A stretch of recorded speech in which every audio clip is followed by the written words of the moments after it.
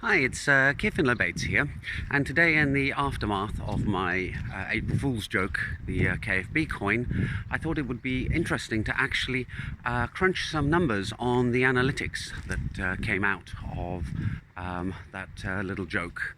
And I'll start straight with the conclusions that I've come to. The first one is that LinkedIn, for me anyway, appears to be primarily an area of business and not so much an area of technology. And the second conclusion I have is that as an engaged social media user, you can actually compete with big companies in terms of the amount of return you get from places like LinkedIn. You don't have to be a mega corporation or a large company in order to actually extract a significant amount of value from social media. So let's look at the numbers first in terms of the click-through rate from the KFB coin project. So it turns out, actually, I've got them on a bit of paper here because I can't memorize them. So I got about 2,300 views on the video in 24 hours, and the follow through to the actual website was about 7%, which is kind of what I expected. Around about the 1 in 10 was what I thought it might be. Of the people who went through to the website, just over 10% then went through to the Github repository, where there was actually a working coin client, and of those, 10% downloaded the app, which took us to 2 downloads in total, and of the downloads, 1 person actually then ran the app. So that kind of gives you the conversion rates in terms of a sort of an engagement funnel when it comes to promoting stuff on LinkedIn. You sort of lose 90% each time. So going from just over 2,000 views gets you 1 person actually running the code. However, I did get 2 people who actually offered to help me promote the coin in some form. So if you view that as a sale, it looks like you're twice as likely to make contact with someone who's interested in buying what you have to offer as you are to actually get somebody to use it, which I think is an interesting observation. So that's the kind of click-through funnel case for LinkedIn. And when you're launching a project, you really need to keep these kind of numbers in mind, that your awareness rate needs to be somewhere in the region of 1,000 to 10,000 times what your final numbers need to be in order for your business to actually become profitable.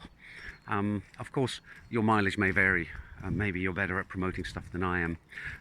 The other interesting one is that a large software company in Finland called Tieto happened to run a very similar April Fool's joke at the same time. They had a crypto mining bike post, and I went and compared my numbers to theirs. So I have far less followers. I have about less than 5% of the followership that Tieto has, which is not surprising because I'm just one guy in the middle of Finland and they're a large Finnish company. However, I got 50% of the views that they did on their post, which tells you something about LinkedIn's algorithms in terms of selecting what it puts up in front of people. I got about 3 times as many comments on my post, which again shows that if you're a person actually actively engaging with social media, you can get a lot more engagement with the people that are connected to you than a big company can. And this is not surprising because I put some time every day into this to try and give value to people, whereas large companies, it tends to be more in terms of a sort of a blanket advertising approach.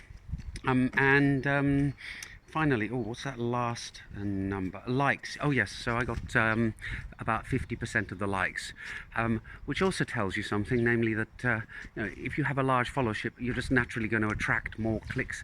But of course, it's very easy just to hit that thumbs up button doesn't actually show a very high level of engagement. So to summarize again, two things that have come out of this for me in terms of the numbers. One is if you're actually launching a genuine product, firstly, LinkedIn is for business, not for getting techies involved, so probably not the greatest place to launch an open source project.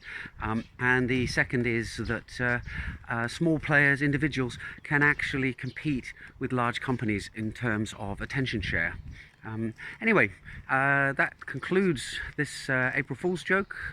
This particular post is not a joke. These are actually real numbers, and hope you found them interesting. Maybe they can help guide you in your own endeavors and projects. If you have any comments or questions, please put them in the comment section below, and I'll see you in the next video. Bye for now.